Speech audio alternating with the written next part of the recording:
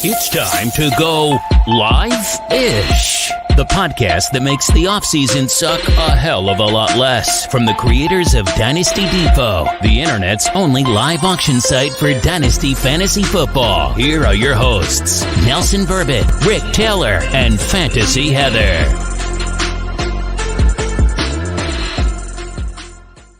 Yo, welcome to Dynasty Depot Live. It's Season 2, Episode 1, our first time ever, our Scoop and Poop show. And we're going to get into that with our very special guest from Rotowire, Alan Seslowsky. But first, actually, we're also going to have Borgata Brett, Power Pack Show. Borgata Brett making his divisional round picks. But first, my friend, my co-host, the Sultan of Soup, Fantasy Heather. How are you, Heather? Hello. Oh, we're going to talk soup later. I mean, what else are you going to talk about? You talk about Dynasty Fantasy Football, Dynasty Depot, and soup, but we're going to get into the soup aspect later. How are you, kid? I'm good. I definitely, when I think of Dynasty Fantasy Football, I think of soup. That's like an instant connection. But when I think of Fantasy Heather, I can't get over the soup. And we're going to get into the soup, but we're going to let other people also hear about it and get their opinions and see if they can figure out what was under the poof thing. And we're going to get into that later. Heather, Dynasty Depot off and running. How things going on the back end? I mean, are you kidding me?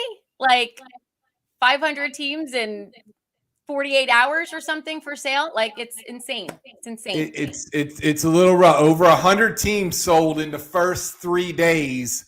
And we're seeing some monster sales going out there. People paying $4,000 or $5,000. Like, I guess, everybody home last year with COVID. I mean, government's paying everybody. Why not use the money for fantasy football, right? Why not? It's perfect. So it's crazy. So I know we got a few issues going on, right? So we solved a few issues. So many teams hit our site. We had a little traffic jam on the site. We fixed that by adding something innovative, next page. Hey, it only loads 100 at a time. Somebody innovated the next page, and our people were able to figure that out for us. Isn't that nice? It was good. It was a good fix. Quick fix. And you spend all your day now fixing people's emails because people decided that they're going to change their FFPC emails and then log into Dynasty Depot and then call Heather and say, it's not working, Heather. Right. It's actually funny because I think one of my WTFs last year was that people didn't know their password. They don't know their emails, and it's fine. We fix it. We move on. It's fine. We fix it, but I mean, you have to fix a lot of them. It's a problem. Hey, so Heather, tell them what has to link, what has to match, Heather. Your email, your FFPC and your Dynasty Depot email. If they don't match, you're not buying shit because it ain't going to work. Right. Glad we got that down. So Heather, we got a great show tonight because, how about our highest bid feature? That is crazy, right? So thanks for asking me, Heather. Go ahead, ask me. What's that all about? Let me hear. You want to explain it? Yeah, I could explain it. Hey, Heather, I hear Dynasty Depot's got this great new feature, the highest bidder feature. What's that all about, Heather? So, Nelson, thanks for asking. So basically, I'm going to stop you right there, though, because going forward tomorrow, our auctions are 3-day only. So now, but when your auction expires, if someone gives you a high bid, you can choose as the seller to accept that high bid.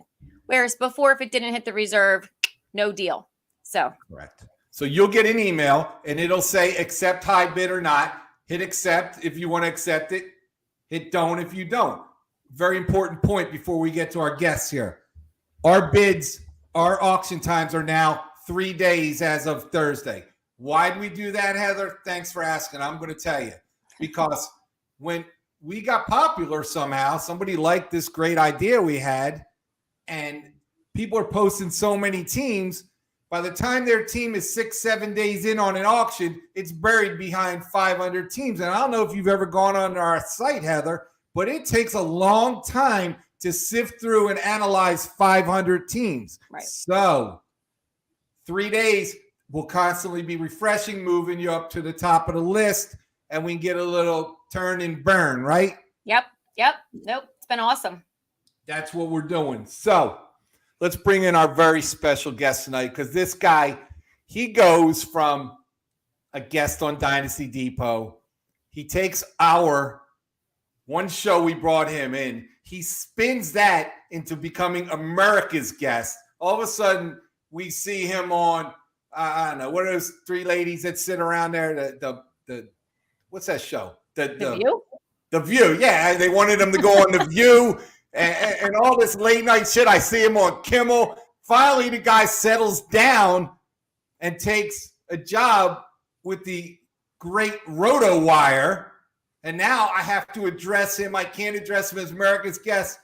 I'd love to bring in our friend Alan Seslowsky from Rotowire. I feel like I'm looking in a mirror.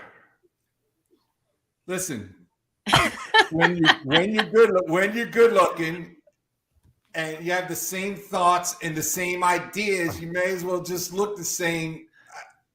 I love you, man. Yeah, no, I love both of you guys. This is, and I'm grateful that you are continuing to persevere with this Dynasty content. I think that the Dynasty game is underserved. It's been around forever, but it now is emerging in popularity like it's never before. Casual or just regular redraft players are coming over to Dynasty. They have mastered the game of redraft. There's a lot of volatility and luck involved, and they are now looking for their new challenge. And I think that you guys tapped into that market at the perfect time as Dynasty is blowing up again in 2022. You know, it's been a pretty cool ride, right? So we come up with a concept. The concept's validated last year. Now it's really validated because our membership is fivefold what it was last year already. We are constantly getting inquiries, asked to do interviews, like, where did you come up with this? We're actually starting to discuss some other platforms maybe coming on to Dynasty Depot. FFPC is our game. We think they're the greatest. You know, the high stakes world is what we come from, and we're hot right now, man. It's hot. Yeah, we'll know that Dynasty Depot is truly taking it to the next level when you could buy a team with Bitcoin. That would be nice. That would be real nice. I have, I don't know, maybe 100 million of the Shibu Inu things. Maybe I think we're going to go there just so I can spend some of those Inu things on something. I think the Mexican peso is still worth more than a Shino Inu, whatever shit coin you're talking about there. Yeah, well, we talk about dogs because I have a new coin idea at the end. I'm going to bring it up at the end when we bring up dogs. Just straight the Hayes coin, and we'll discuss that later. I'll see. So, Alan, tell us about what's going on with you, Rotowire. What's going on? You're a busy guy, man.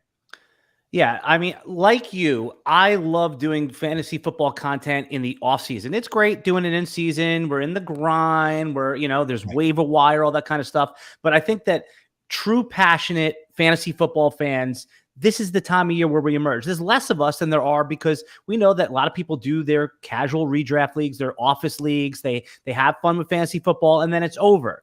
This is where the fun begins, and this is where I'm most passionate about is now projecting player values coming out of last season, and what are we going to do with that? How are we going to foresee what happens in fantasy football 18 months from now? Because that's the name of the game, right? It's taking a look at teams on Dynasty Depot and saying, oh, this team is a little underpriced because these are players that maybe came off down seasons, but this is a team in a year and a half from now, 18 months, 16 months from now, that's going to have more value. So that's what I'm doing over at Rotowire, is that we just started a Dynasty podcast of our own.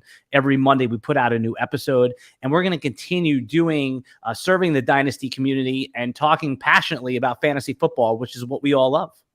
I think on the 31st, you have a very special guest on that show that really knows what he's talking about, and it should be pretty exciting.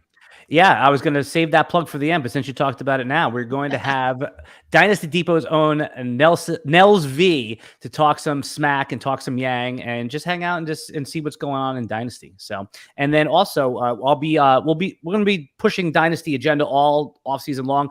We'll be on Sirius XM on 1:00 this Sunday before the games kick off, talking a little Dynasty, talking some, just player values moving forward. So check that out too. It is. And we will check you out. I heard you on the radio doing a mock draft the other day, and it was exciting. We're going to talk about that a little bit.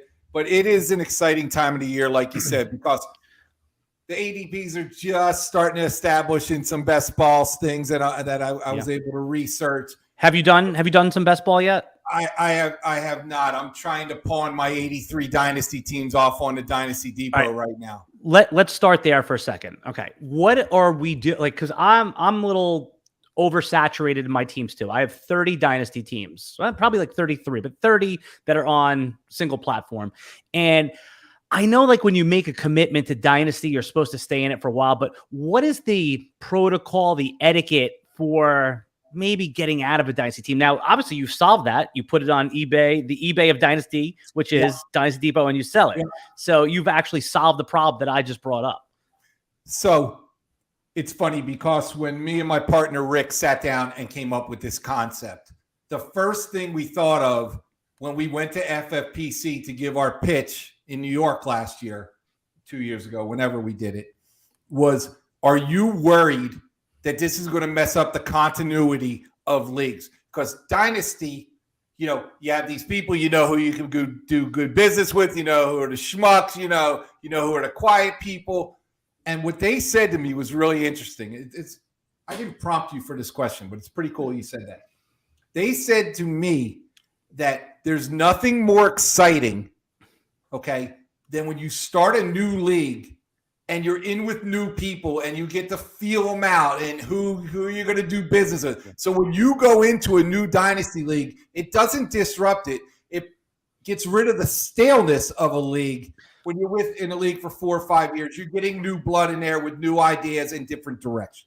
You know what? That's a really good point. It's like almost like when you're taking leftover food out of the fridge and you just don't want to heat it up. You put a little extra cheese on there. You put a little extra spices, a little sauce. And you're right, because I've been in a long-standing Dynasty league that, doesn't trade that much. It's one of those, it's a bunch of old school redraft players. Everyone always thinks you're screwing them. Nobody wants to lose a trade. Right. One guy dropped out. A new guy came in, and he was rip the studs out and sell. And it really did make me go from, I don't really want to be in this league anymore to yes. So FFPC's thesis is right, because I actually experienced that this year. That's a really interesting point. It was right. It's funny. Somebody wrote FFPC. They sent me an email about 2 months ago. Are you still letting that Dynasty Depot guy list his teams? And we're like, what the hell is the difference if I'm in your league or not? I mean, I'm looking for you to pay me, or I'm going to end up paying you. One of the two is going to happen. No in between. So no, it is kind of. Well, you haven't truly made it until you have haters, right? Isn't that like a known concept at this point? When you get trolled is when you know that you're onto something. Right, and we've had very, very few haters. People love the idea. Listen, it's the off season, okay? And if you're on Dynasty Depot, we all like scrolling teams and see how things were constructed here, there. Listen, it's something to do. It's created for something to do. People are making great money on this site. And I know next week we're going to have a guest on that's probably the biggest money maker on Dynasty Depot. And may I ask you a question? Because I'm fascinated about the business that you, Fantasy Heather, Rick, that you're here. Yeah. What do you think? What's the biggest? I'm going to direct this at Heather, and then you can kind of sprinkle this in, Nelson. What's the biggest lesson you learned from doing it in year one that you're going to, that you didn't know it then, but you know it now? It's just going to be so much better from just an operation standpoint, or a customer service standpoint, or just something that there was an aha moment during the season that you're going to implement this year. And either one. I mean, I'll go because Heather's wheels are turning. I see steam coming out of her ears right now. On my end, it was this highest bid feature. Not my script. So, the highest bidder feature. So last time, it was extremely frustrating. Like, let's take an example. $500 team, You're asking $500 for it, and there was a reserve for $300. It's not a great team. You want to get rid of it. You put the reserve at $300, hoping to get as close to $5 as you can. But $3 you would take. You understand what a reserve is, right? The bidding gets to $260. Man, you know what?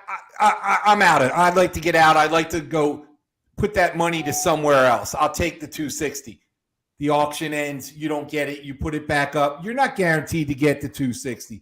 Now you can press a button. The offer for $260 when your offer ends goes out to the highest bidder, and he can take that team. Obviously, he was comfortable with his $260 bid. He didn't go any higher. We've already seen a 25% increase in sales just because we came up with that concept. Yeah, that's smart. That's smart. And there's no way you could have probably seen that because unless you've had that experience, right? I mean, that makes a lot of sense. All right, so that's a good lesson learned. And you've already talked about it at the top of the show, but it's a great sales pitch moving forward to incentivize people to list their teams. It is. Probably the coolest thing we did, and then we're going to move on to you here. Like I could sit here and talk about me for a while, but no, I'm fascinated with the business of fantasy sports in general. So I love talking. I'll tell you what else. What surprised me is we came up with that leaderboard contest. So everybody, standard, best ball, super flex, best ball. Everybody that bought a team, whether you bought a $5 team in standard against a $10,000 team in standard, you went head to head in points week 1 to 13. We gave out 4 main event seats, 4 $500 great prizes. And like I thought it would be good, but I didn't really know what was going on until the last 2-3 weeks. And all of a sudden I'm getting emails. Hey, is that right? When are you updating the board? Blah, blah. So people really were onto the site. It was a great contest. I can tell you that one of my teams I sold won the standard league that I sold. The guy bought it. I got a nice profit. He A, won the league, and B, won the leaderboard and the main event seat. So you see, and then another guy that bought a $77 team. That's their minimum, right? 77 is their minimum.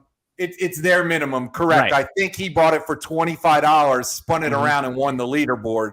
Yeah, it's pretty sick. It's just cool stuff, man. Listen, it's something to do in the offseason. There's something special about taking a crappy duct tape together team and putting it's almost better than drafting all studs, you know? It's like that week that you pick up some scrub off the waiver wire and you put him in your lineup and he goes off for like 19 fantasy points. You're just like, yes. Or Justin Jackson in week 17.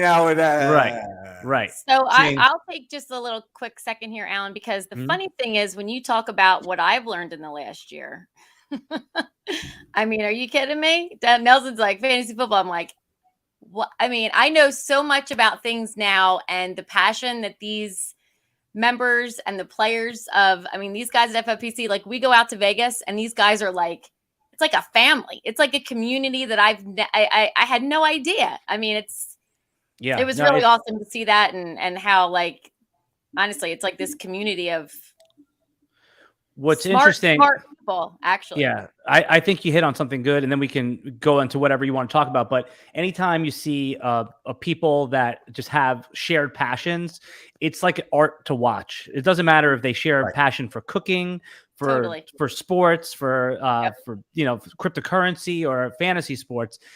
I love it too. I admire watching people pursue their passions, and that's why I'm attracted to you guys. That's why I think that you guys have a great show and a great business going, and let's keep it going. Let's do some work here, man. We got you on here for your expertise, but first, I always like to start out, especially in the beginning of the year, because I'm super pissed about something right now. WTFs. What's bothering you in the industry, Heather? What's bothering you about? I mean, you can't say bad stuff about our great customers. Some people have bothered you, but what's bothering Heather right now? So I do have, this is a kind of taking over from the beginning of the show, but I actually made something. It's not necessarily fantasy football or sports related. We're going to talk about that. So that was my, you know what? I'm going to talk about that now, Alan. I don't know what to do. Show the picture again, Heather. I was going to bring Brett in because he was there. Okay. Do you know what that is right there? The picture looks a little exposed at the bottom as far as like the light. So it's food. I can tell it's food. I just can't tell what it is. I'm sitting next to Heather in Vegas. She's about as hungover as a young lady could be. She places an order for soup. The guy comes over, puts the bowl down, poofs up the lid, and there's nothing but, chunks of chicken, no liquid in there. He's going to pour it in, right? They come over and they pour. We know you got to pour it in. You know you got to pour it in. Heather thought the guy gave her some dust in the bottom of a bowl, and that was the soup, man. I was like, I didn't order this. This isn't mine. But when Nelson says, WTF, I'm like, look at the fate. That is the epitome of WTF. Like what? So that was my right. And somebody attended a Ponderosa too many times is what I'm telling you. Nothing wrong with Ponderosa, by the way. I love that place. But why the other bigger question is soup is not hangover food. Hangover food, you want something a little greasy. Like the lobster bisque, something thick. Rookie move. I was not hungover. That's the thing. All right. What's bothering you, Alan? Oh, this is an easy one for me. It came right to my brain is that in dynasty leagues, they collect the money a year out for a good reason. They don't want you to bail in the league, and I get that. But the absolute wrong time to ask me for my league fee is right after I just got knocked out of the playoffs. Give me a minute, bro, okay? You want to get money from me? The best time to do it is get it from me right before the rookie draft or leading up to it when we're getting excited. I am going to strangle you. This is the proverbial you. This is not directed at you guys. WTF. Don't ask me for money after I just got bounced on some bullshit crap call on some technicality that I lost by 0.4 points. Wrong time. Remember that is bugging me, and there's so many unaware people that do that. It's a good one, Alan. I agree. I agree. Yeah, like 2 weeks. No, I'm not going there. Anyway, yeah, they want to talk about like next year. I remember where my bread's buttered. I'm not going there. So I brought this up last year and wrote the show the other day, and then I'm in the car on the radio, right? And a prominent host on the radio, I don't need to say what station, goes, I had the worst day yesterday. I had to do waivers on my 5 dynasty teams. I'm like, they gave you a goddamn radio show and call you an expert, and you got 5 teams? Maybe your ass wants to come over to my house on Tuesdays when I got to lock the dogs and kids in other rooms while I do waivers for 83 teams. Don't tell me you're an expert with 5 teams, okay? How'd you get that job, dude? It bothered me. Yeah, WTF. That's a good one. Absolutely. Like, especially in the dynasty space, right? I mean, and I understand doing waivers and managing teams. It's a pain in the neck. It's one of the it's a little rough. That's why I think where there's area of opportunity for some of the softwares where they could just rank the waiver wires in order. You shouldn't have to dig through. Right. I mean, you can kind of move them up and down as you want, and then you just throw in the bid amounts and then just hit confirm. Correct. It should already be pre-ordered for you, more or less. I mean, they do that with projections the following week. Correct. They might as well just do it. Our good friends at Dynasty Nerds, they have the GM tool there. Yep. And anybody that signs up for a Hall of Fame or All Pro membership with Dynasty Depot, notice the professionalism, how I'm backtracking, Heather.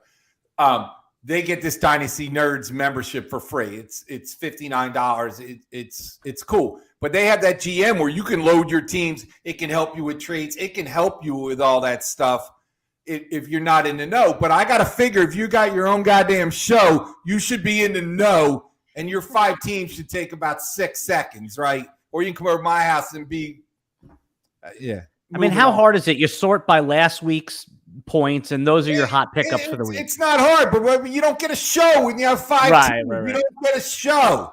Okay, that's right. Where's my show? I have 83 teams. I should be the drive, Heather, of course.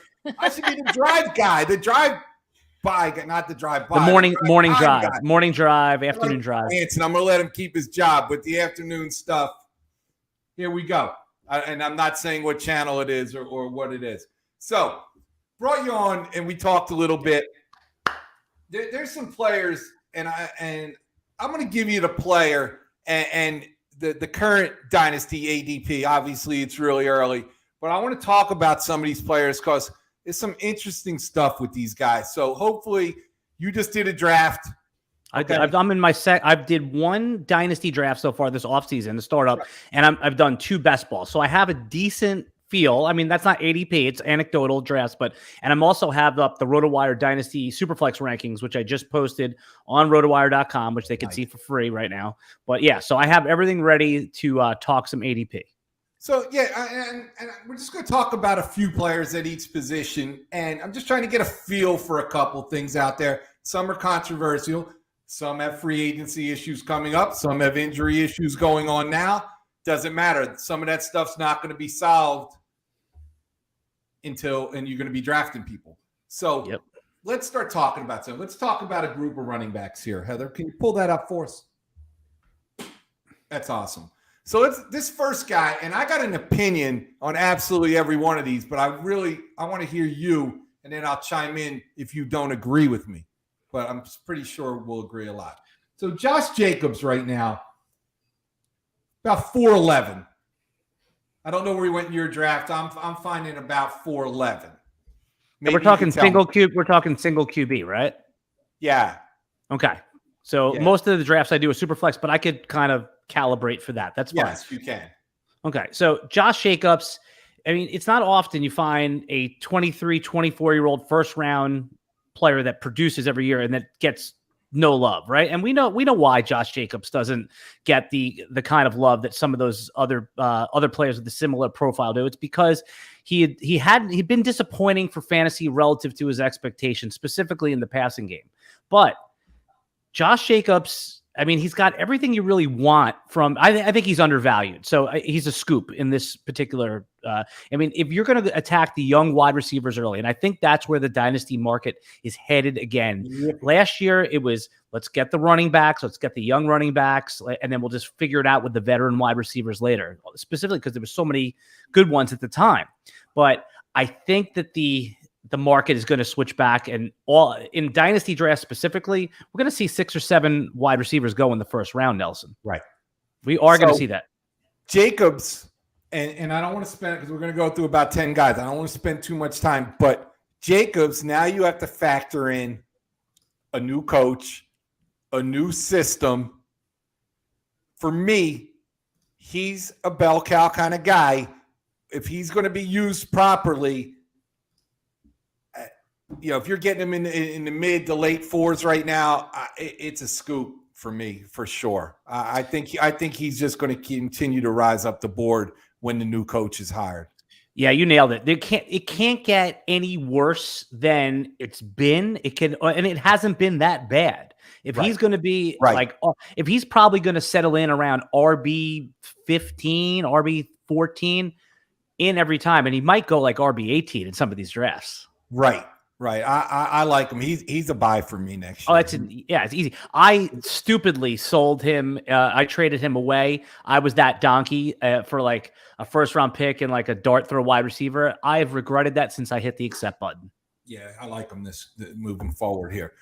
Okay, next guy, CPAT, right? Out of nowhere, waiver wire fodder. To me, proved himself enough to be a decent part of the offense moving forward, even if it's a strictly a third down kind of role, going currently around round 10, 11 in that area. Is that a scoop or poop? Are you a CPAT believer, or was this a one-year wonder? I'm a CPAT believer, and the only reason he's going in the 10th round is because of the slow finish, the bad finish. Right. If those games were in the first couple weeks of the season, we'd be talking about Cordell Patterson as a redraft fringe first, second round pick, perhaps. Okay, the age is 31. We get it. But by the way, in FFPC, is he running back eligible, or is he got dual position? No, running back eligible. Okay, because in Sleeper and some of the other softwares, he is dual, which pushes his value up even higher. But okay, running back eligible.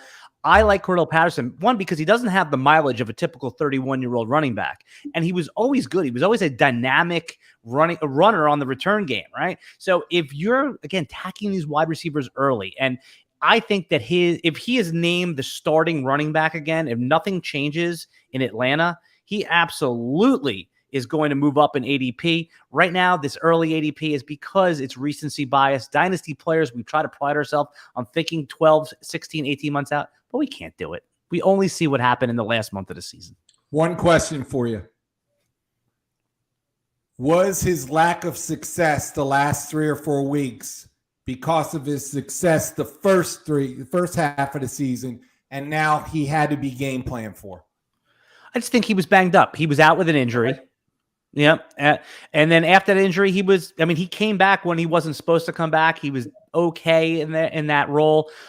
He looked like the monster that he's always been. Remember, he was a former real NFL first-round pick. This is not some, he has high pedigree, low mileage. And, again, if you're talking about a short window, a 1-2 year, this is someone that's, if you're going to load up on young, talented wide receivers and solidify that position, Cordell Patterson is easily attainable in these dynasty drafts, for cheap.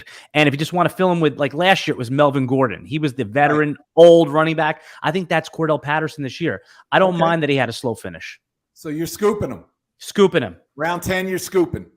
I don't think he's going to be around 10. I think he's going to end up being like around 7, round 8. But yes, at 10, it's a no-brainer for me. Moving on. So you disagree with that one? I don't like him in round 7. If I got him into 8, 9 kind of thing, yeah. Okay, I think I'm gambling with an Irv Smith kind of tight end, backup tight end, young, promising there. Obviously depends on my running back situation and the build of my team. Clyde Edwards-Hilaire, currently, where did he go in your draft? Okay, Clyde Edwards-Hilaire is falling, and for good reason. Yeah. He hasn't done it yet. He had the high pedigree, but I think that even the Chiefs, if they could redo this pick, they would. Taking a running back in the first round of the NFL draft has always been the quote donkey move, but it was an okay move for the Chiefs at the time. It's just that Clyde Edwards-Hilaire wasn't even the consensus number 1 running back in that class. That's why it was so shocking. Imagine what Jonathan Taylor would look like on the Chiefs right now. Imagine what DeAndre Swift would look like. It would just be a whole different story. Clyde Edwards-Hilaire is undersized. He doesn't have the power to get through the line, and he's really living off those 55 receptions that he had his last year at LSU. Now you have someone look like Jerick McKinnon come in and energize that offense. I'm out on Clyde Edwards-Hilaire. If he falls to the 5th round, probably have to take a look, but I don't even think in the first 50 picks I'm interested in him. That is a poop, Heather. You can go ahead, and there it is. Clyde Edwards-Hilaire is a poop. Moving on. I would like your feedback on that one. I don't like him. I think he's undersized. I think he's irrelevant in that offense. I think his value to me when I drafted him and everybody else drafted him,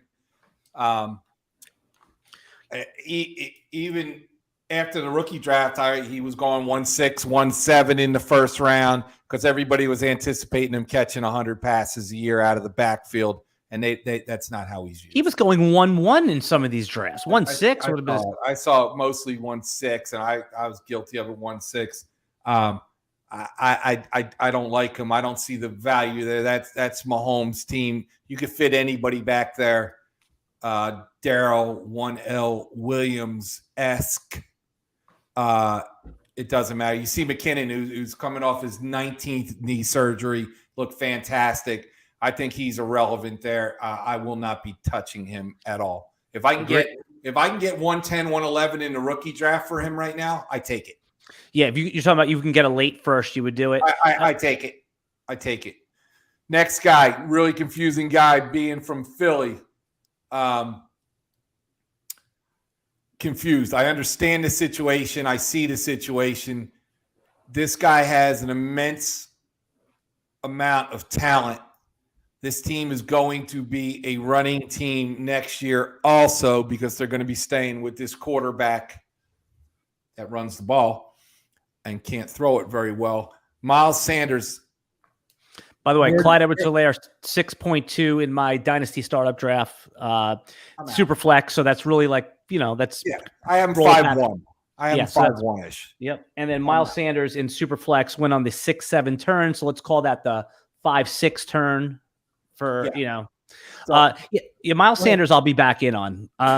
They've named, I understand if someone's not, but if he's going to go as RB19, RB22, and you're looking for a running back at that point, I mean, the 0 touchdowns this year is, I don't think you could do that if you tried. It reminds me a lot of Melvin Gordon, his rookie year. Didn't he have 0 touchdowns? Or I think you're right. Yeah. So, I mean, Miles Sanders is still talented. He looks good when he's out there. It is a little bit crowded in the Philly backfield, but the price is now commensurate with the upside. In fact, it's probably tilted towards the upside. So I'm not proactively looking to draft Miles Sanders in any of these drafts, but his price now is very palatable. It is. I'm going to say one player's name that I think will be in a 50-50 share with him next year is Mr. Kenneth Gainwell. Immense talent, drafted in the 5th round by my Philadelphia Eagles, and I like him. I think it is a dead 50-50 timeshare with him next year. Yeah, if that's the case, I know you have a good thumb on the pulse of the Eagles, then Kenneth Gainwell is going to be the steal of the running back. I mean, he's going like RB40 in some of these drafts. So maybe that'll change. It'll take one preseason blurb. We have a timeshare. The coach has a timeshare, and then so that could change his ADP. But if you're drafting in January and February, wow, that's a really sharp pivot right there. Yeah, if I take Sanders at 7-1. I make sure I get Gainwell at 10-1. You'll get him every time there. I don't think anyone's thinking about him before the 11th or 12th round. He's the real deal. Let's move on to wide receivers, Heather. Brett's good. Yeah, good list, ahead. By the way. Good list. Yeah, man. So here's my guy right here. Okay, this guy cashed so much money for me this year and probably a lot of other people. I'm going to say this to you, and I want to hear your response. So right now, he's currently going around 5-1, 5-2 in dynasty drafts. I'm imagining in your super flex, he went early 6s. Can you confirm that for me? Confirmed. He went on the 5-6 turn. That's how good I am. So this guy, I'm going to throw it to you like this. And I think I might even said this to you on a call a couple weeks ago. When AB left Pittsburgh, okay, and Juju was left as the 1, he couldn't handle it. He wasn't the 1, okay? He was a great Robin, couldn't Batman. This guy was not only Batman, he was Batman's father, Mr. Wayne, or whoever. I'm coming up with shit, man. You know what I'm saying? This guy they had to cover him because he went through 6 weeks of lighting people up, getting 15 targets. So he had to have defensive coordinator attention, yet this guy produced in a mass way. What's your thoughts on this guy? Yeah, he was underdrafted in the real NFL draft. He was drafted in the 4th round. He should have been a 2nd round pick. Generally, a 4th round draft pick, you're a little bit worried that the Lions could take a 1st round receiver. That's not going to hurt him. He's gonna have 10 targets walking off the bus next year. If you're in any draft, you're not with me, you will not get him. I'm taking proactively in the end of the 3rd round. It just doesn't matter. It's an auto pick for me. In the 3rd, 311, 12, you're grabbing this guy. Yeah, wow. I'm taking him ahead of an injured Chris Godwin. I'm taking him ahead of DJ Moore. I'm taking him as wide receiver 22 right now, and it could move up as higher. I'm going to be aggressive on him. I won't be overweight. I'll be slightly overweight, meaning that once I do it, if I'm going to be in 20 best ball drafts or 10 dynasty startups this offseason, I'll get him in 6 proactively and then let him fall to me in the other ones. So I think his ADP will probably be somewhere in the 4th. In the 4th round, it's a smash pick. It's an easy pick. In the 5th round, people still aren't so sure what to do with it, but I'm getting aggressive with him because I saw what you saw and he won leagues for me too. If you had him and you experienced it, you saw like he cannot fail next year. Breakout guy. Love him. Moving on to this guy. This guy is what enigma or whatever that word is. Like what the hell is going on here? So this guy goes from a horrible quarterback situation to a worse quarterback situation and then gets hurt What are we doing with this guy? This guy's currently going. We're talking about Allen Robinson. Allen Robinson. So I'm guessing Superflex. He went into 7. I'm thinking 7-7-7-8. Yeah, it's worse than you thought, man. It's worse than you thought. It's like the 12th round at this point. It's in Superflex. It might even be close on the 13th. Nobody wants him. Darnell Mooney's ahead of him. Kadarius Toney's ahead of him. It's too fresh in the minds of everybody. Now we know that he's talented enough where he probably should be wide receiver 28, wide receiver 32. But it's really going to depend on it. I believe he's free to sign wherever he wants. So let's say right. Yeah. So, I mean, what's going to happen to his ADP if he signs with wherever Aaron Rodgers is, right? I mean, that's the extreme case. Well, they tagged him last year, didn't they? If I'm correct. Yes, they did tag him. Let me just. They tagged him. They tagged him for a big number too. Yeah. And it made sense. He was basically quarterback proof. For the most part, like you said, even going back to college, I mean, he was with Christian Hackenberg. You remember? Yeah. So he's a UFA in 22. Last year, his base salary was just under 18 million. That I believe that was a tag number, and it made sense. It just didn't work out this year. I believe there's the upside for a rebound, but the market's going to be very low on him. You could basically just pick the round you want him in until there's a good or a positive blurb on him. I'm okay with it at the price, but I'm not excited to draft him. But so he's healthy, and there's buzz about free agency, and it's March 1st before free agency, and there's buzzing, and you're drafting, scooping or pooping this guy in the 9th round. I think he's a scoop. It's just you have to go with the profile, right? I mean, it's a scoop at the price. Anything before that, probably not. Scoop at that price. I'm going to tell you right now, you're going to look back on this. This could be one of the league winner guys next year that, I should have taken him in the 8th round. Moving on to this guy. This guy. That's a great call. Great call. Yeah, this guy is a mess because Odell Beckham. He looks fantastic. He looks happy. He looks sane. He's not kissing nets. He's playing football right now, and he looks good. Where did he go in that Superflex draft? So this is before he had a little bit of a run right here. I'm just looking. So he went in the 7th round. He went where some of the other old when I'm doing air quotes for those just listening, old guys went, the Keenan Allen types, which again, undervalued because when the redraft rankings come out, those guys will be top 10, top 12, top 14. So he's got, there's a tier. And now I think since he's been playing well over the last couple weeks, in fact, he looks like just under what peak Odell Beckham looked like. He's going to move up. He's going to be a 5th round player. He's going to be wide receiver 18, 16, maybe he'll drop to wide receiver 26 because of his age. He's going to be 29 when the season starts. But if he has a good couple games, if he has a good game this week and he goes out on a high note with, 6 for 80 and a touchdown, he's right there back in the mix in the 5th and 6th round. He's the ultimate gamble next year. Okay. He is, because if he's sitting there at 5'5", 5'6", you got to make a decision. So something cool, Alan. So it's funny, this guy, my partner Rick, he had some business to do with, so we're going to bring him in. But it's so funny he comes in because the guy went to Penn State, right? And the guy's a Steelers fan, and he chooses to jump in, have the right at Odell Beckham in the middle. Rick Taylor, come on, buddy. That's crazy timing. I have to think it was planned.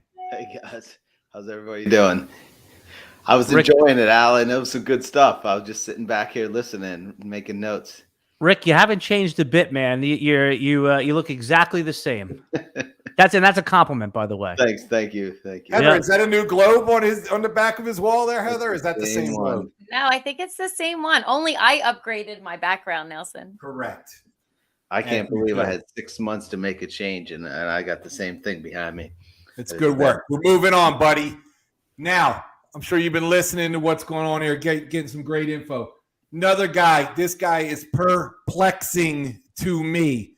Looks like he's going mid-end of 4th round. Where did he go in the Superflex? I'm guessing 5'5"-ish. Yeah, I could look it up in real time while we're talking here. But yeah, actually a little bit further down than you'd think. He goes ahead of like the DJ Shark, Laviska Shenault. People are a little goosey on him for good reason, but I'm high on Chase Claypool because you have to understand what Chase Claypool is for fantasy. He's like what Will Fuller used to be, right? Yes. You put him into your lineup as your wide receiver 3, and it's okay if he has 2-3 weeks in a row of 3 for 42. It's okay because when it hits, he wins you the week. He tilts the pinball machine and you get the W and you move up 3-4 places in the standings because he got you 42 points. It didn't happen a lot this year because Ben Roethlisberger's game doesn't match up with his particular skill set, but they're going to upgrade at the quarterback position, even if it's Mason Rudolph, which again, we hope it's not. We hope it's not. We hope it's Jimmy Garoppolo, maybe, right, Rick? What do you think? Yeah, I hope so. Maybe they bring back Duck Hodges, Rick. I think he's available, yes. Keep an eye on Mitch Trubisky, too. I think he's going to be a little bit more sought after than the dynasty and the fantasy football community thinks. And we know for fantasy football, he's pretty good. We want him. We want a good mobile quarterback. But I like Chase Claypool. I'm in on him. I love players like that where I could put in my third wide receiver or my flex spot and just leave him in there. I don't think about it. And when he has bad weeks, it's fine. He's going to win me a couple games by himself. I got a question for you. From your analysis, and there is no better, are you taking him earlier in a dynasty best ball league than you are in a standard league? That's a really interesting point because he is a boom bust player, right? See, I think that he's a boom bust player, but the booms are so big that he is worth just taking as you would a normal player because every wide receiver, even the top, the top 10 are very volatile week to week, very consistent year to year. That's why, that's what the advantage of drafting wide receivers at the top of your draft is. You just put them in there, you never worry about it. Whereas the running backs, they're a little bit more projectable week to week, less projectable year to year. So to answer your question, I'm not making a distinction, but I understand the question because he's more volatile. You would say is better in best ball, right? That's like the thing, but I'm not worried about his volatility, this particular player. So he's a scoop for you. Scoop. Rick, Double scoop. Scoop for you, 410, 411. Yeah, I'm thinking maybe a round later, but I think Alan made a great point about the fit with Roethlisberger this year. I think that'll level out some of the busts that he has next year. His valleys won't be so low because somebody will be able to get him the ball downfield. So yeah, I'm a scoop. He is a poop for me. I get that. I think he is ignorant. I think he's immature. That game when he gave that first down sign with 16 seconds left and the clock running, that's not a guy. I can't trust a guy like that. Tomlin can't trust him. He was forced into playing him there. I think he's a fade for me moving forward. Listen, Deontay's the class act there. Okay, that's where the ball's going. If it's not going there, it's swinging to Najee. This guy's a third option, and Freiermuth has established himself. This guy's a third, fourth option.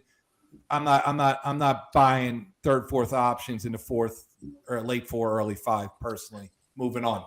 All valid points, by the way, and I think the dynasty market's going to be split. There's going to be guys, there's going to be players in your league like Rick and like myself, and there's going to be players that just don't want anything to do with them, and that's what's going to make an interesting trades all off season long. So I'm going to establish now we're at tight ends. Obviously, FFPC's tight end heavy, 1.5 per reception. So tight ends in your draft or whatever you find online are not accurate ADPs. I'm going to put this guy, I'm going to give you a 4.2 ADP, and I just made that up off the top of my head. It's probably pretty accurate. Are you buying this guy at 4.2? Where's he fallen? First of all, do you believe in him? Which I do. Which one of these tight ends are you talking Austin about? Knox. Are you a believer? Oh, I'm a believer. Yeah, I have him as tight end 10 in the Rotowire dynasty rankings. But you're not going to have to go up into the 4th. Oh, you're saying because of the premium. On FFPC, you agree, Rick? He's probably a mid 4 kind of pick because you look at you look at Hawkinson. I always go with the Hawkinson basis. Okay, Hawkinson always going 3.5, 3.6, somewhere around there. In FFPC, this guy could be the next tight end off the board. Yeah, I put him in more the where people were drafting like Noah Fant's last year, Goddard's, which was probably like a 6th rounder. Yeah, tight end 10-ish, right? Yeah, like tight end 12, something like that. Yep. Yeah, I don't think people are going to jump up in FFPC, even with that premium scoring, to get someone like Knox, because whether it's true or not, he's not perceived by the market as a PPR guy, which is where the 1.5 comes in. He's more of a touchdown guy. He lived in the so you're going to have people that scream touchdown regression. Whatever, he's still good for 8 touchdowns no matter what happens, right? Josh Allen looks for him. So correct. I like Dawson Knox. I think that price, if he ends up being a 4th in a premium, is a little rich for me. In the couple drafts I've done, the market doesn't like Knox. I can't believe it. I love Dawson Knox. He's a great player on a great team with the best fantasy quarterback in the game. So I think you're going to be surprised to see his ADP fall probably in where Rick just said, probably like tight end 10, 11, 12 in that 8th round, 9th round. Rick, I don't see how you could put him in a Noah Fant category. There's no way he goes 8th, 9th round FFPC for one reason, the quarterback. Okay, Noah Fant, he's crap as far as I'm concerned. Until somebody signs there that can get those guys the football, not Judy, all those guys, Sutton, absolutely worthless people to me until they get a quarterback, and then they are of value. This guy's got the quarterback, Rick. Agree. I was saying, so like last year's drafts, people were kind of high on Fant, and he was going in that range. I think Knox is going to be that type of guy this year. He's going to have that profile from a drafter's viewpoint of what those guys had in last year's draft. Great points, guys. Let's move on to the last guy here. So Darren Waller, older, quarterback situation. Carr is going into his last year, $19 million last year. He's going to be looking for money. They got no coach. They got no GM. And Carr looks to throw it to this guy often. They got no wide receivers. They're all in jail or doing some other goofy stuff. So they got nothing but this guy out there. But this guy's, I believe, going to play at 32 years old next year, maybe. He's 29. He'll be 30 when the season starts. Okay, 30 as the season starts. And this guy has seen a shitload of targets the last few years, taking a little bit of a beating. Okay, where did this guy – no, I can't even go by that. So Waller, Rick, you'll know. We know he was around 2 guy last year. Yep. He was around 2. He was a mid round 2 guy on FFPC. Are you buying this guy at 3.2, or are you gonna move him down your board a little bit? He's probably going down my board. It's tough drafting somebody that age in Dynasty. I know you're only supposed to draft for a couple years out, 2 to 3 years, but I don't know what to make of him. I just got a trade offer to give up my late 1st round for him, and it was tough. I rejected it, though. I need some more time to think about Waller and his age. What do you think about him, Alan? Yeah, the age doesn't scare me as much with tight ends, especially the really great ones. They tend to age a little bit better. But Waller doesn't have a lot of miles on him. He spent a couple years out of the league because of his he had to get his mind right. So you could take off probably another 2 or 3 years of just mileage. But that said, I was very excited about Waller with the first game last year when he had the 19 targets, and then Hunter Renfrow appeared and started taking targets away.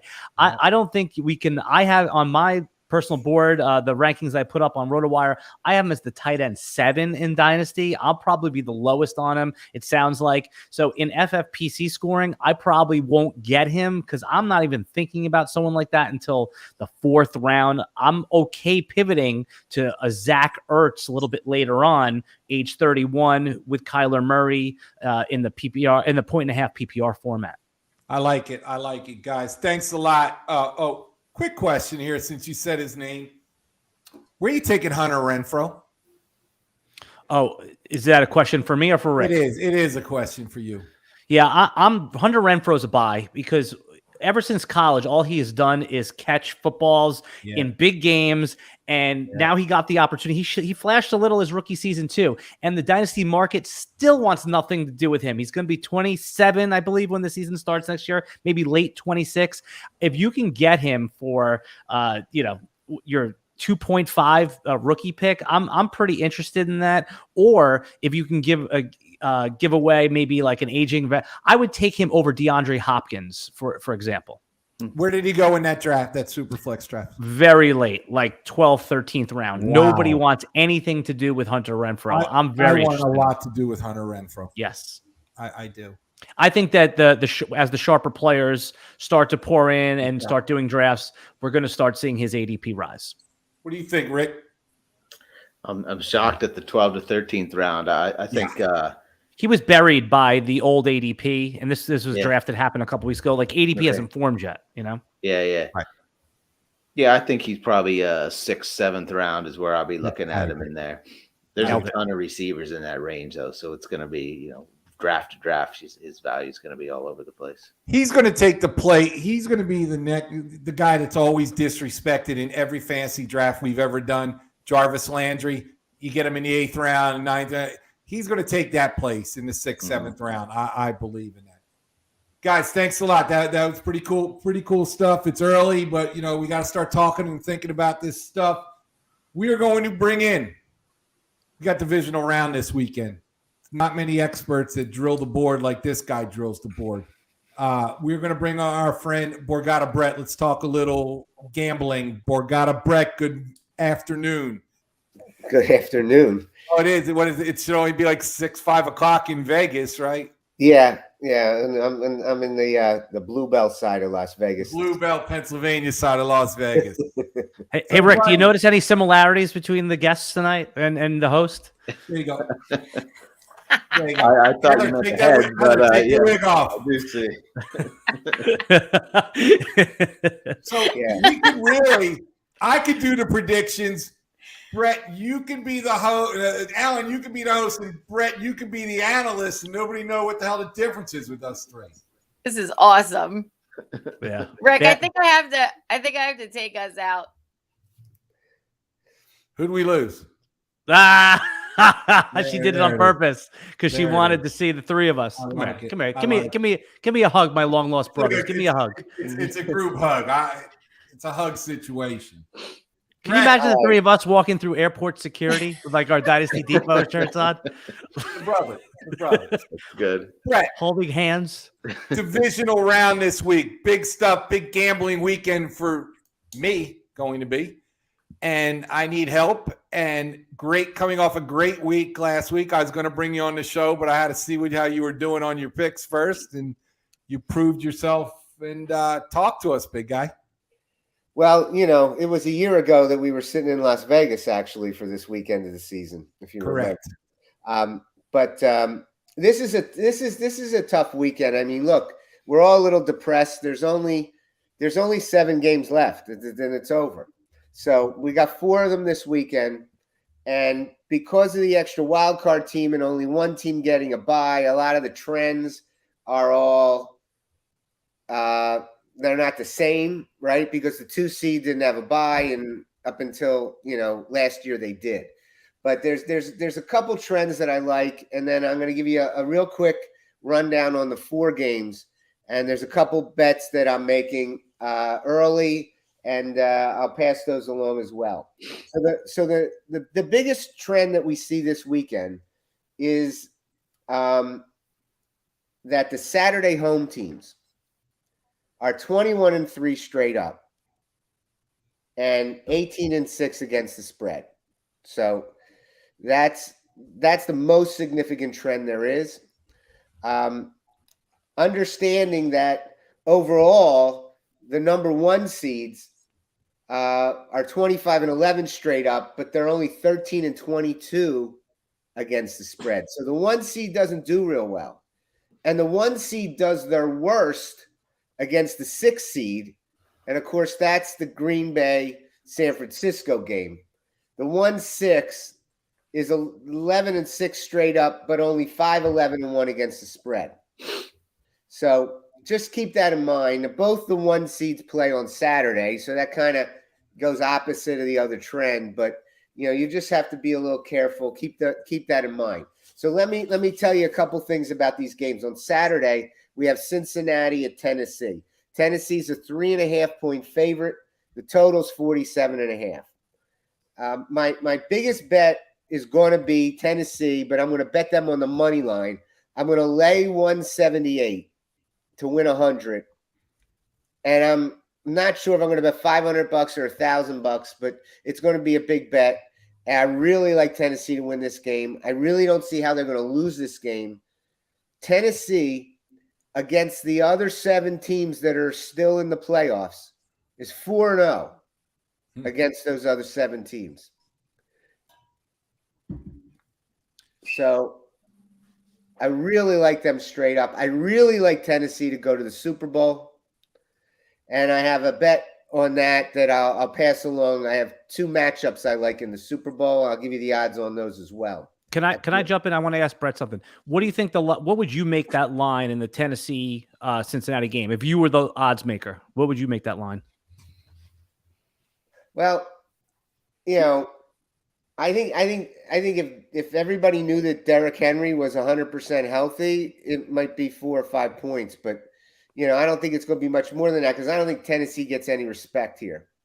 I think they're under the radar. But they're really have a really good coach. They have a good defense, and they control the clock. And I think they're the sleeper team here, even though they're really not. I mean, they're not a long shot, but they're the number 1 seed. So that's that game. The second game on Saturday, San Francisco's at Green Bay. Green Bay is 6-point favorite. The total's 47. That line's been moving up because there's some concern that Garoppolo is not 100% healthy. And so, we have to really see there.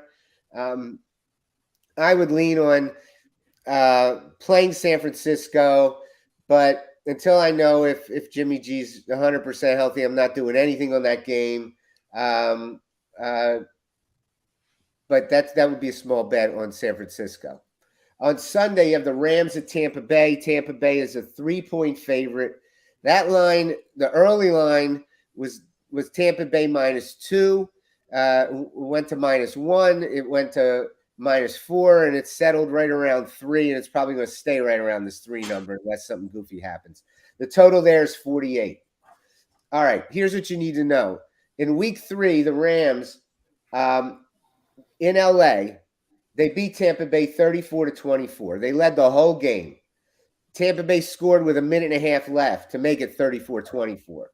There were no turnovers in the game. Brady threw the ball 55 times. They only ran the ball for 35 yards in that game, Tampa Bay. And I would argue the Rams' defense is better now than it was during the season. But he was 41 for 55 for 432 yards, but only 1 touchdown pass. Stafford threw the ball 38 times, completed 27 for 343 yards. He had 4 touchdown passes. Again, no turnovers in the game. Interesting game. I like the Rams in this game. I like the Rams a lot in this game. And I also like Tom Brady under 2.5 touchdowns at -190. I'm not a big juice layer. No, and that's not a big player of these prop bets with the yards, and it's more of a fantasy thing. But that I like in this game. Interesting. So that's that game. The last game, Buffalo at Kansas City. Kansas City's a 2-point favorite. That line looks light. I mean, I think they should be a bigger favorite. Something's not right there. Well, the market loves Buffalo right now, right? So that's why they're getting the Buffalo. They're getting a little bump because everyone is in love with that team. Well, I think Kansas City is a little bit of a fraud team. I mean, they've been playing better here at the end of the season, as Andy Reid has been known to do. Listen to this: Kansas City is 1-3 against the other 7 teams that are still in the playoffs, and their 1 win. Remember that game? They beat the Green Bay Packers without Aaron Rodgers, 13-7. Right. Okay. They were +2 in the turnover battle, and they were at home, Kansas City. Week 5, Buffalo went into Kansas City getting 3 points and trounced Kansas City 38-20. Yeah. But it's a tough place to win. There's a lot of mojo there. I'm not going to go crazy on that game, but I can't. I don't want to bet all the dogs, all the road teams, but I like Buffalo a little bit in that game. All right, the last thing I'm going to tell you is, since I like Tennessee to go to the Super Bowl, you can bet this on DraftKings and other places. If you bet Tennessee versus the Rams in the Super Bowl, you're going to get plus 1,900, so 19-1. So I'm going to put $100 on that. And I'm going to put $100 on Tennessee versus the 49ers in the Super Bowl. That's plus 1,950. 100 wins you $1,950.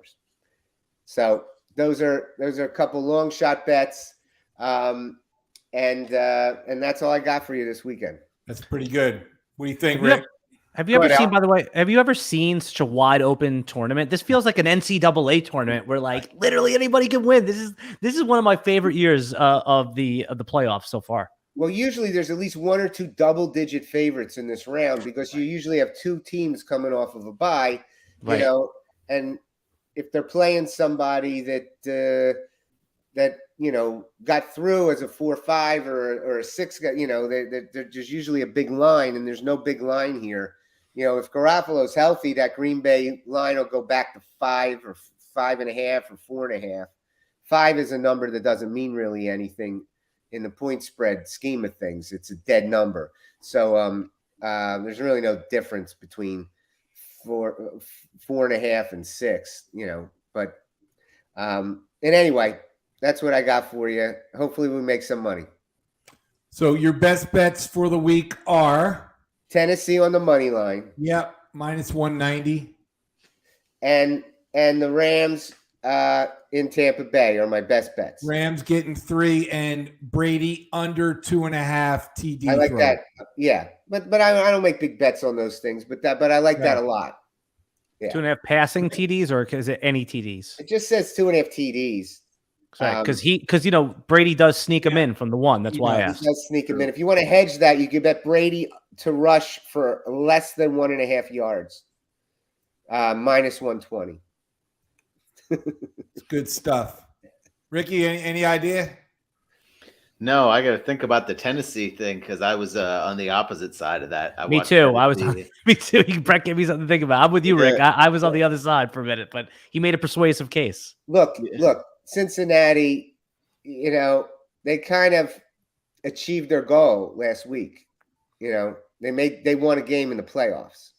Right. So, But I like Joe Burrow a lot, but and I've heard that narrative, and I think there's legitimacy to it, but Joe Burrow doesn't strike me as the kind of guy who's like, the local media loves me. We won a playoff game. And because he's not like that is probably why they won a playoff game. Joe Burrow is very much a DJAF kind of quarterback. He's what we thought Baker Mayfield was going to be. I loved Brett's analysis. I thought it was really sharp, and he's given me something to think about, just like he's given Rick to think about. But I don't think Cincinnati is going to be a pushover. So the money line is probably. That's why I'm betting him on the money line. Yeah, it's a good play. It could be a really close game. Tennessee is unlikely to blow them out unless Burrow throws a couple, pick 6, or there's a big turnover differential, or something happens. So anyway. I love gambling. I love sports betting. Man. Gambling is good. I love it. Heather, yes. Heather. So this wasn't like a fun show. This is like when Alan comes on, it's like business type show. So it's like all business. But we had some fun. We talked. It was great. It was great. We're going to put you to the test, Heather. Oh, come on. We're going to give you 4 games, no point spreads. Where'd you go, Heather? She can hear you. Why have I done this all the time? No point spreads. Okay. if you go 4-0, you host the show next week. And you can write all your little stuff you want into this. I'm just going to come on and so we can talk about I could talk about hair and we can do whatever you want. You got to go 4-0, Heather. You ready? And I'm marking these down. Yep. I'm not even. You want towns or do you want names? We're gonna go Cincinnati Bengals, Tennessee Titans. Who's the winner? Is it ATS Is it ATS or is she going straight up? SU. Okay. Tennessee. We got Tennessee. I'm going to write these down because I will be watching all of these games. You could do this as a 4-team money line parlay here. By the way, I will bet it just in case. Okay, who's next? Ed. San Francisco 49ers, Green Bay Packers. 49ers. 49ers. The Los Angeles Rams at the Tampa Bay Buccaneers. Tampa. Freddie, put the parlay together here so we can see what it pays, will you? A big one. Yeah, can you log in real quick? I'm doing it. Hold on. Heather, Buffalo Bills at the Kansas City Chiefs. So I really want the Bills to win, but I think it's going to be the Chiefs. So Heather's 14 parlay, Tennessee, 49ers, Tampa, Chiefs. All money line bets, Brett, pays. Let's see here. By the way, I correctly predicted every team that Heather would pick in my brain. I was doing it in my brain. Yes. I thought she was going to go Bills.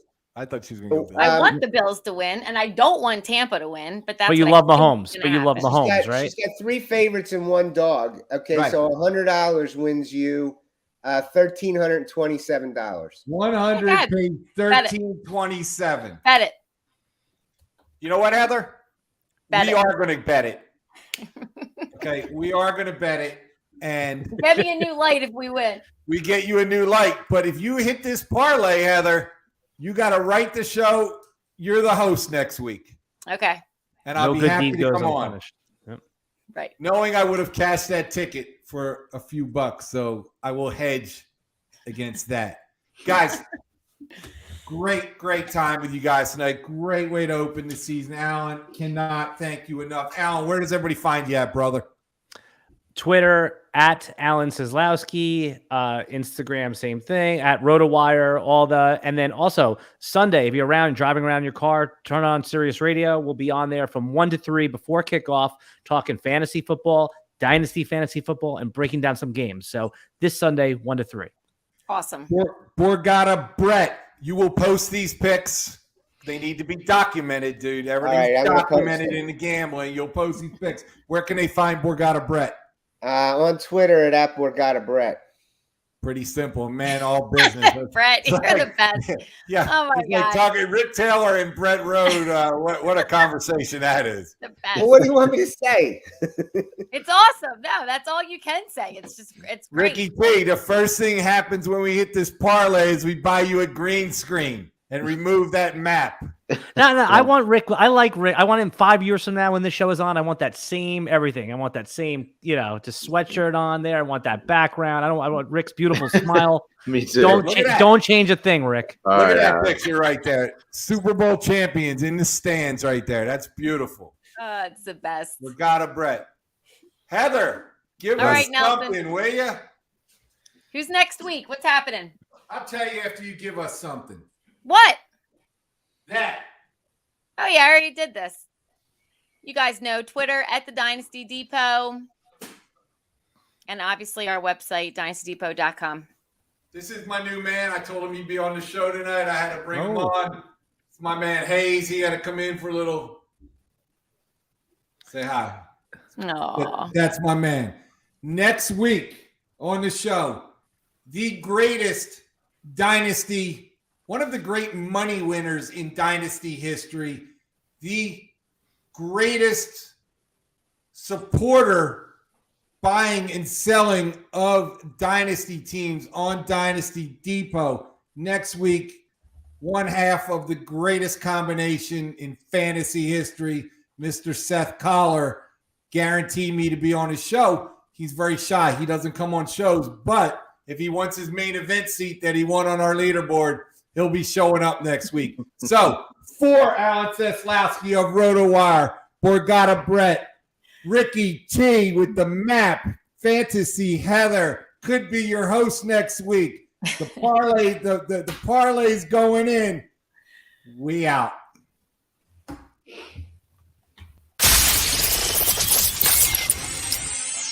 You've been listening to the Dynasty Depot podcast, the best source for what's hot in Dynasty Fantasy Football team action. Subscribe to our channel on YouTube. Follow us on Twitter at the Dynasty Depot. And listeners get a 30-day free rookie membership. Go to dynastydepot.com and use promo code PODCAST. Dynasty Depot. Bid, buy, sell, dominate.